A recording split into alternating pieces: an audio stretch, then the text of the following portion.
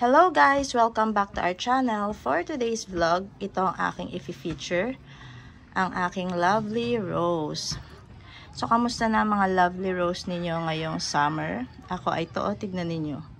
Ang daming dry leaves. Every other day na nga ang dilig ko dito guys pero tignan nyo.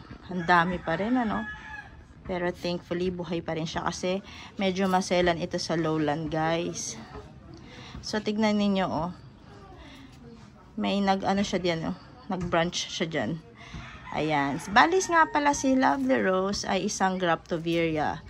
Hybrid between Echeveria at saka ng Graptopetalum. Kaya kung pagmamasdan ninyo, oh, para siyang Echeveria pero trailing siya. So, ayan. So, for today's vlog ay tatanggalan ko siya ng mga dry leaves. Ayan. Pagagandahin natin siya kasi medyo ano na siya, oh. Napupuno na siya ng dry leaves. So, ito ang aking lalagyan. Yan.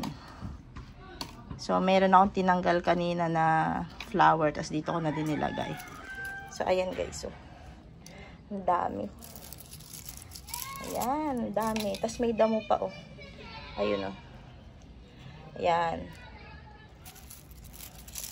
So, pag ganitong hapon guys, talagang maingay dito kasi tapat kami ng basketball court. Tapos, meron din mga gumagawa.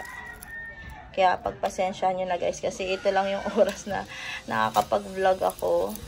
Ayan. So, tanggalan natin siya. Dami oh. Ayan. Basta tuwing summer, ganyan siya. Ang dami niyang dry leaves. Pero thankful naman ako kasi ano siya, buhay. Kamusta naman ang kwentong ano ninyo? Lovely Rose. So, ayan. Dami. Ayan, oh. Tignan nyo to, oh. Nakakatuwa, oh. Nagsanga. So, ayan. Tanggalan natin.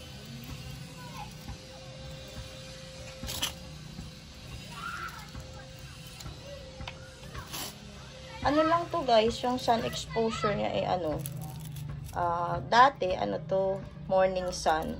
Ngayon pati afternoon, noon time. Siguro mga 1 or 2, naaarawan pa rin siya. May baby siya dito, ang lito. Ano? So, kailangan pala mag-ingat. Mag-ingat ako sa pagtanggal ng dry leaves. Kasi mayroon mga babies in between. Ayan, oh.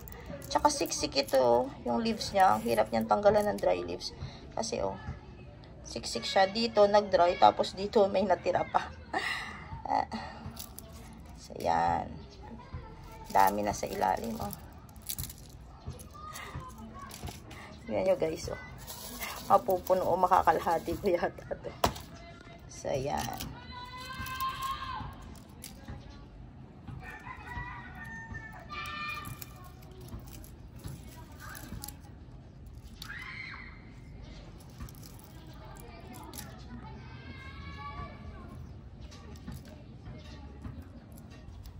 Ang hirap pa man din magtanggal nito guys kasi ang taba ng daliri ko. Ayan, hindi magkasya sa singit-singit.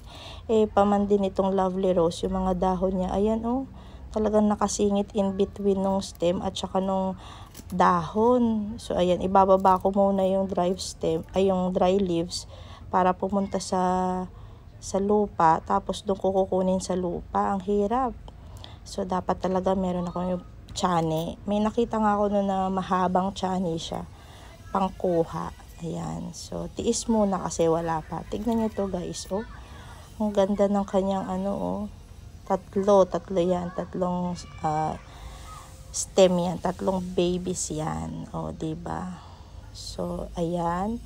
Yung Lovely Rose pala, nagiging ganyan. Kasi sanay ako dati yung Lovely Rose na nabibili ko. Siguro nung mga year 2021, 2022 na isa lang talaga siya. So, ito, ayan. Yan ang patunay na nagkakaroon siya ng babies. O, diba? At ang ganda niya.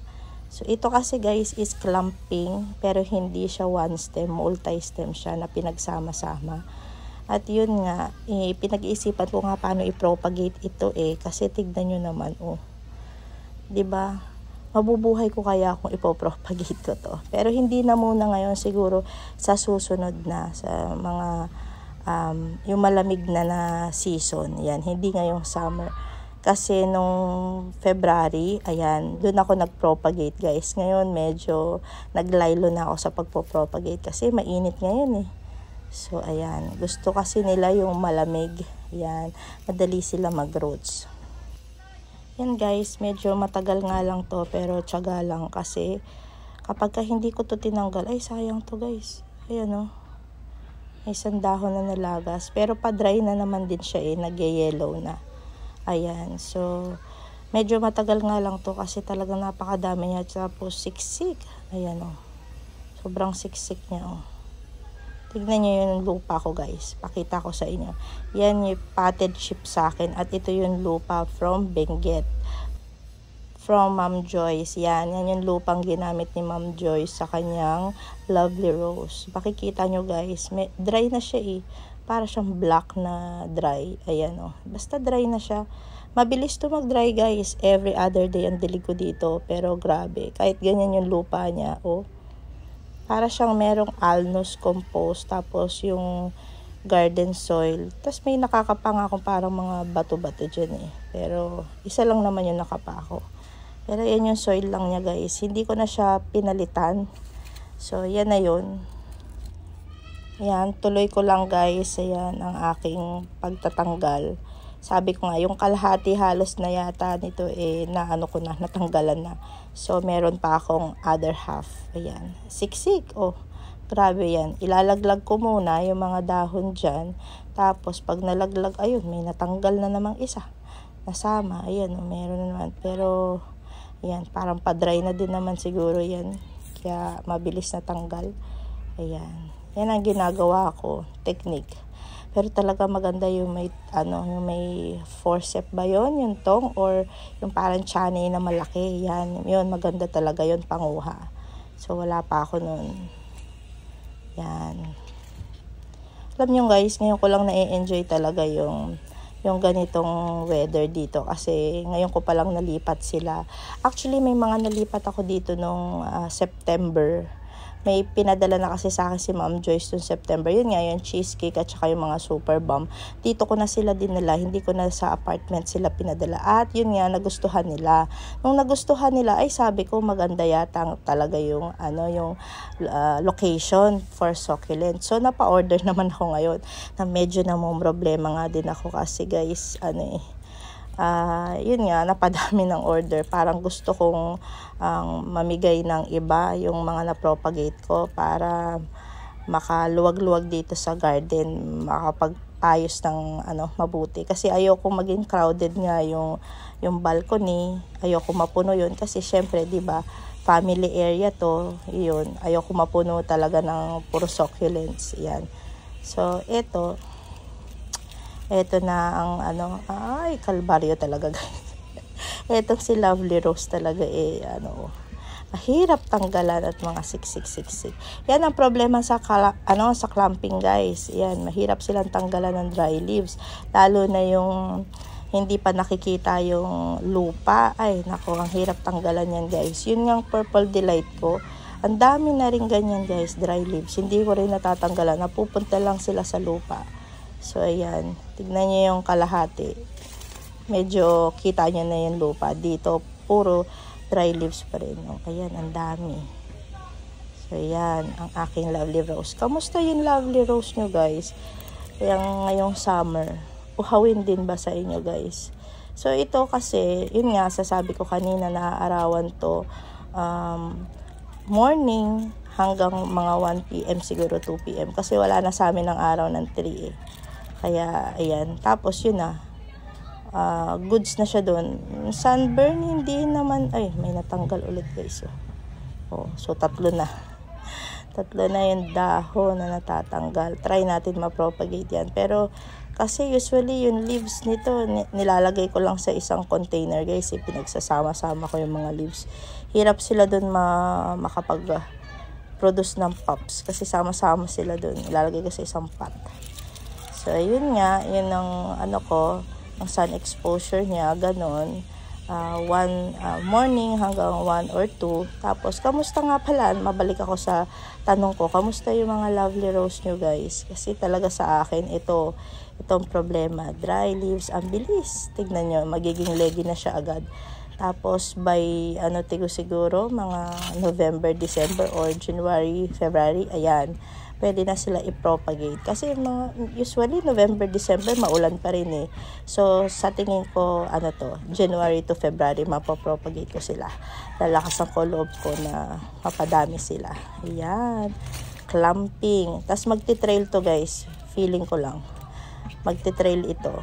Babagsak siya or maghahangin siya. Ayan. Kasi ang bigat niya, parang ako nabibigatan sa kanya.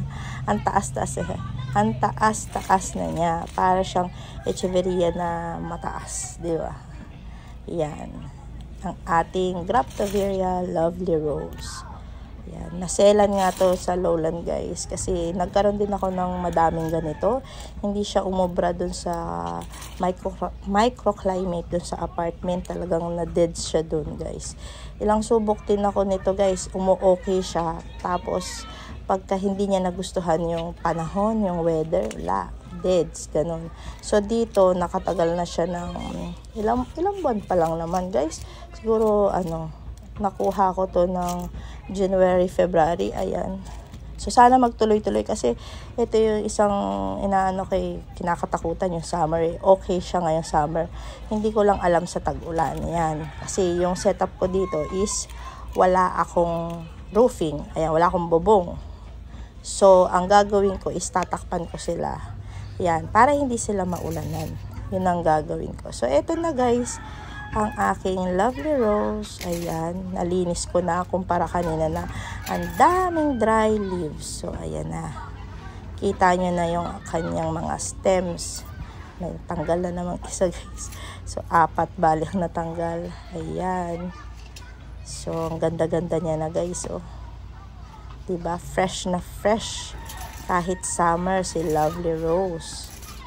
Ayan. So beautiful. I'm so happy. Kasi ayan, nabubuhay ko na siya dito. Ayan, dami kong kalat na naman ng mga lupa-lupa. Tapos ito nga, 4 na dahon. So lalagay ko to sa container guys. Try ko ma-propagate. Pero not sure kasi sama-sama nga sila dun sa isang pati, yung mga dahon. Tapos, ito guys, ang dami kong nakuhang, ayan. Dami kong nakuhang dry leaves sa kanya. At hanggang dito na muna guys, ang aking vlog for today. Thank you for watching. Happy gardening, happy planting sa ating mga mahilig sa succulents. Ayan. Until next time guys. Bye!